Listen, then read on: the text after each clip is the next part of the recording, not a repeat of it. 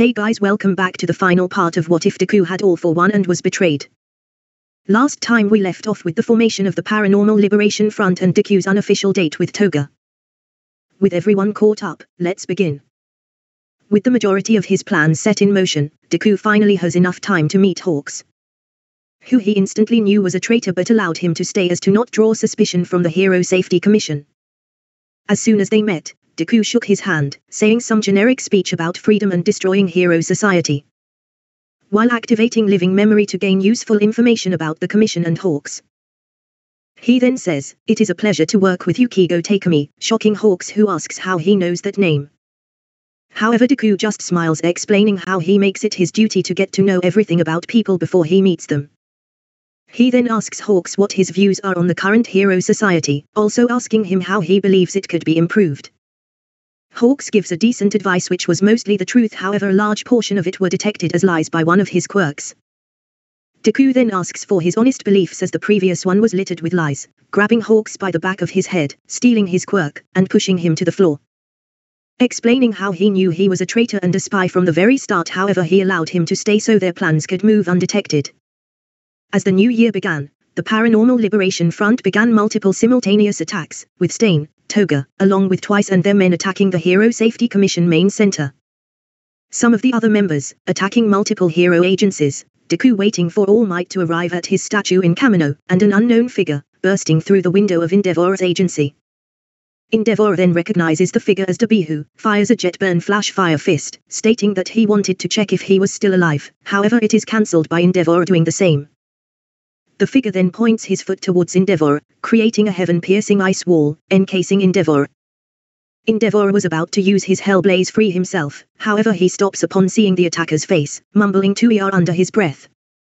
Deku then removes his hood, revealing his pure white hair and blue eyes as well as the fact that all his scars had been healed, saying, "It is about time that you finally recognized me, father." He then goes on to say that he is happy that he acted as that brat's little test subject, referring to Eri and her quirk Rewind. Endeavor then asks how he used an ice quirk, with Deku explaining how he had to go through a couple of modifications to withstand his fire and prepare his body for the quirk. However, Deku and him had paid his dear mother a visit and borrowed her quirk. Enraged, Endeavor demands to know what he means by that, with Deku explaining how Deku paid Rie Todoroki a visit, and told her he could bring her son Tuya back to life if he gave him her quirk. Wanting to undo the mistake of his death, she instantly agreed with no hesitation, with Deku transferring the quirk to him. Deku then explains how he had a little talk to his mother before leaving her, telling her that he is going to be busy for the next couple of days. Deku then fires a massive wall of flames towards Endeavor, stating that his current powers are far better than half hot half cold. The rapid change of temperature caused the air to expand, creating a massive explosion, which Endeavor barely managed to defend against. Now with an ice quirk, and his main weakness removed, allowing him to use his full potential, Deku overpowered Endeavor with relative ease. He then broadcasts his identity and past to the world, completely destroying Endeavor's image. In Kamino, after 5 minutes of waiting, All Might finally arrived face to face with Deku. He then asks Deku what he wants, with Deku clicking his fingers, releasing 9 drones, hacking into the every device, displaying their encounter live. Deku then asks All Might, who he thinks he is, with All Might just looking at him with confusion. Deku then asks why he should have the right to tear his faith apart.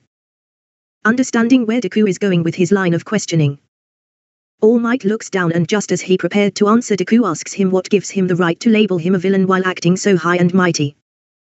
Deku then uses a combination of quirks to project his memories, asking where was his hero, his dream. Now screaming, "Where was the person I looked up to, gave me hope, always saved everyone," with a smile on his face. "All I got was a fake hero who allowed revenge and their emotions to control them, and kill my mother." Deku then starts beating on All Might in his skeleton form, eventually stabbing him through the chest. Seeing this as retribution for his mistake, All Might accepted his death with a smile.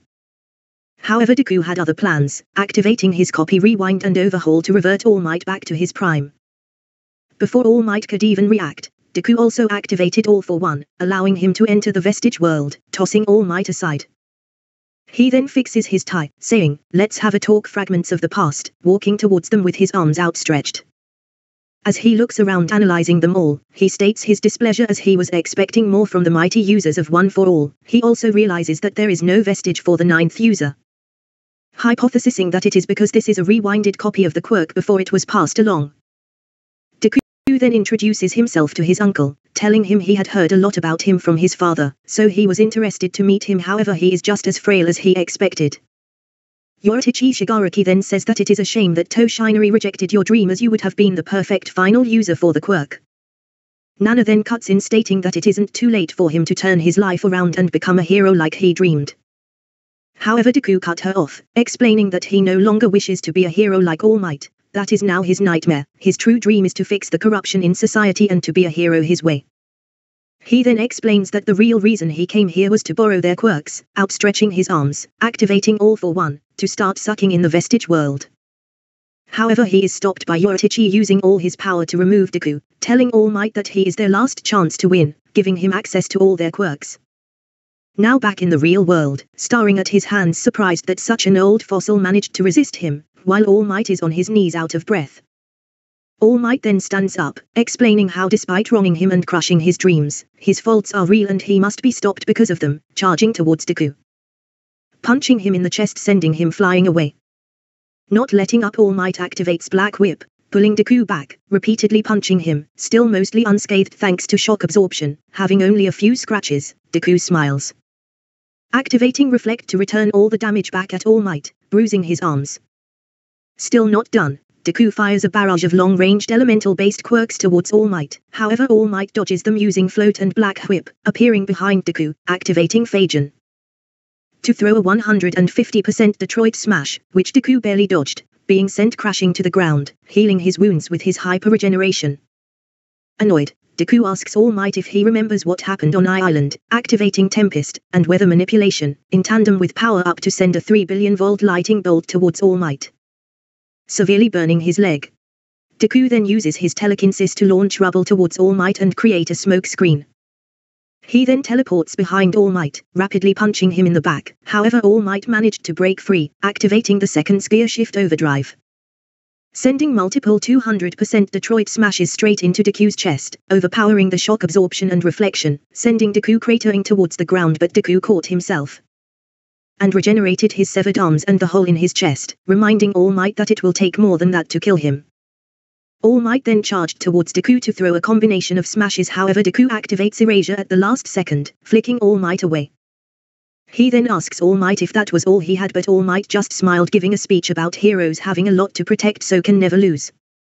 Activating all of the quirks stored on One for All at the same time, combining them into one ultimate quirk, preparing to launch it towards Deku. Seeing this, Deku was a little scared, however composes himself, stating that this attack will be the deciding attack, activating all of his quirks, making the earth below him tremble and the sky shatter and bleed a crimson red. Launching their attacks, the energy exerted upon the area, disintegrating the land below them. At first, All Might was able to hold back, but over time, the strain on his body using all the quirks at once shortly after unlocking them, had caused him to start to collapse and spit blood. Due to this, Deku increased his power just a tiny amount, causing All Might to be engulfed in his attack, vaporizing all his bone, scorching every inch of his skin, and dismembering him below the waist. Deku then walks towards All Might, smiling, saying he held back on that attack as to not kill him. However, I guess it wasn't enough. He then puts his hand on All Might's head, stealing One for All, and crushing his head. Meanwhile, Shigaraki was dealing with the 9th user of One for All, Lemillion, testing out his newly modified body and All for One. Due to Lemillion's permeation, he was an annoying opponent. However, due to his inexperience with the quirk, he could only use 75% of it and only Float and Black Whip, so he wasn't much of a threat. So Shigaraki simply tired him out and killed him. Now having completed their tasks, Shigaraki moves on to free the prisoners of Tartarus, while Deku moves his sights onto UA. As soon as he tried to enter the premises, the UA security system went into overdrive to try stop him. However, it was merely a distraction to a god like himself after dealing with the majority of the defense systems. Deku blasted a hole through UA, walking into Class 1AM, who had already been apprehended by Kyoko. As soon as he entered, Kyoko released Bakugo. However, Deku activated Erasure, erasing his quirk, grabbing his face, slowly ripping his quirk from him, making sure to inflict the most agony on him. Now done with him, he activates a binding quirk to subdue Bakugo, tossing him to the side, explaining that from now on he is the useless. Deku then walks around the school, collecting quirks, leaving out those who are not in the hero course as they can't defend themselves. He then explains to them that from now on, they will no longer have to attend a hero school as there will no longer be a need for heroes as they are under his protection. No. He tells them to bear with the chaos and anarchy for a couple days, as it will take some time to fix all the corruption in hero society. He then walks towards Bakugo, telling him it's payback time, using a water quirk along with a useless salt crystal quirk to douse Bakugo in salt water. Confused Bakugo asks Deku if he thinks he is scared of a little salt water, however Deku tells him to shut up and wait, activating animal voice to call a flock of dehydrated goats, ordering them to start licking. At first it was ticklish, however it quickly became painful after a few hours due to the goats licking his flesh to the bones. The exposed wounds and salt began to mix, causing excruciating pain. After a few more hours, Deku got bored, and healed Bakugo, and started punching him and kicking him without his quirk, asking him if he likes how it feels. He then activated Bakugo's explosions to scorch Bakugo, asking him if it feels familiar. After finishing his beating, this time Deku didn't heal him, instead severing his spine, making him paralyzed below the waist, telling him to enjoy his useless life, emphasizing the useless. Informing him that from now on he will be too weak to even go to the toilet by himself, and he looks like a freak with all the burns and exposed bones. So he will be treated like a monster until the day he dies. Before leaving, Deku apologizes to the UA students for having to see that, telling them that they can apply to get their quirks back in a week or two, once he is done with the reformation. Walking through the streets, Deku noticed the many innocent corpses caused by some of the Tartarus escapees, activating Overhaul and Rewind to revive them, apologizing for the carnage. Telling them he will deal with it very soon, telling them the location to one of his safe houses he prepared for this situation. Deku then went around stealing the quirks and killing escaped inmates, until he came face to face with All for One and Shigaraki. By looking at Shigaraki, Deku could instantly tell that his worst fear had come true as Tenko Shimura and Shigaraki were no more, all that remained was All for One. Deku then asks his father to return his cousin / brother, however All for One explains that it is impossible. Deku then orders his father to stand down and stop causing chaos, however All for One declines, stating that they will have to decide who the true ruler is with a fight. Sighing, Deku thanks his father for helping him to reach his goal, however due to him being in his way, he will have to kill him. Deku then activates One for All as well as all his other strength enhancers and elemental quirks. Due to being outnumbered, Deku uses Ectoplasm in tandem with Double to create multiple clones to fight forward/hold off Shigaraki while he fights All for One. Their fight is similar to his fight with All Might, however he quickly realizes Prime All Might is a lot stronger and also doesn't have as glaring of a weakness as All for One. Using his prior knowledge of All for One and his medical condition, Deku knew that All for One was reliant on his mask for life support, so made sure to target it, managing to shatter it into thousands of pieces. Despite being unmasked, All for One managed to remain in the battle for a while, and since he had a time limit, he didn't hold back and fought relentlessly, however Deku outpowered him by a large margin, eventually killing him, ending the Demon King's reign.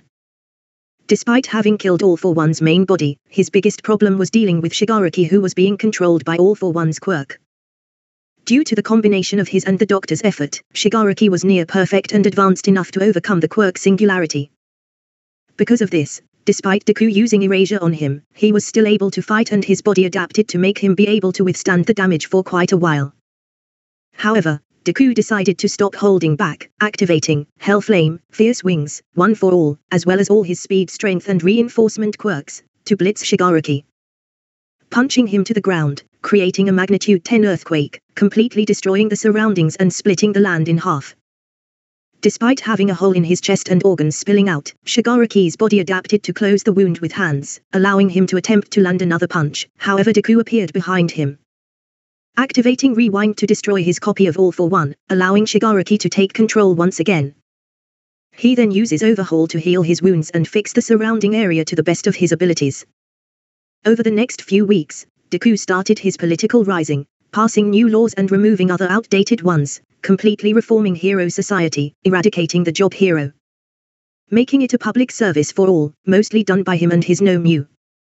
Despite Deku being a villain, he actually had the majority of Japan supporting him, leading to lasting prosperity in Japan.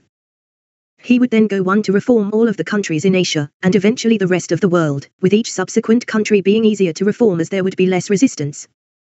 One of the countries that resisted the most was America, and their number one hero Stars and Stripes, with her broken Quirk new order which allows her to manipulate reality to create new rules.